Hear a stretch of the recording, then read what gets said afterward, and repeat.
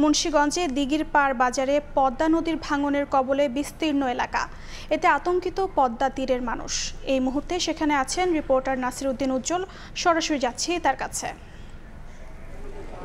২০০ বছরের প্রাচীন দিঘির পাড় বাজার আবার কিন্তু পদ্মার থাবার মুখে পড়েছে এবং এই বাজারটি কিন্তু ২০০ বছর আগে থেকে যে এখানে বড় একটি বাজার হিসাবে প্রচলিত ছিল, এর আগে ৭ বার নিশ্চিহ্ন হয়ে গিয়েছে এবং এরপরে কিন্তু গেল ২ দশক ধরে আবার জমজমাট হয়ে উঠেছিল এবং এখানে প্রায় দোকান যে ব্যবসা প্রতিষ্ঠান রয়েছে সেখানে কিন্তু এই গরুর হাট রয়েছে এবং মাছের বাজার ছাড়াও এই যে চরাঞ্চল শুধু মুন্সিগঞ্জ নয়, আশপাশের যে শরীয়তপুর, চাঁদপুর, মাদারীপুর এইসব এলাকার মানুষও কিন্তু এই বাজারটিতে তাদের উৎপাদিত পণ্য নিয়ে আসেন এবং সে কারণে কিন্তু বছরে কোটি কোটি টাকার রাজস্ব আদায় হচ্ছে সরকারের।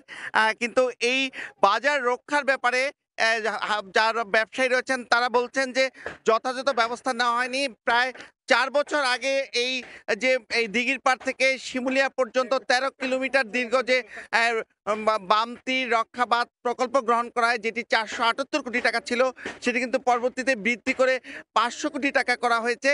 কিন্তু এই কাজের কিন্তু এই বাজারের অগ্রগতি নিয়ে অসন্তোষ রয়েছে। তবে পানি উন্নয়ন বোর্ড বলছে যে তাদের এই প্রকল্প সময় বৃদ্ধি করা হয়েছে, সেটি আগামী বছরের সেপ্টেম্বর পর্যন্ত চলবে এবং এই কাজের অগ্রগতি 60% তারা বলছেন।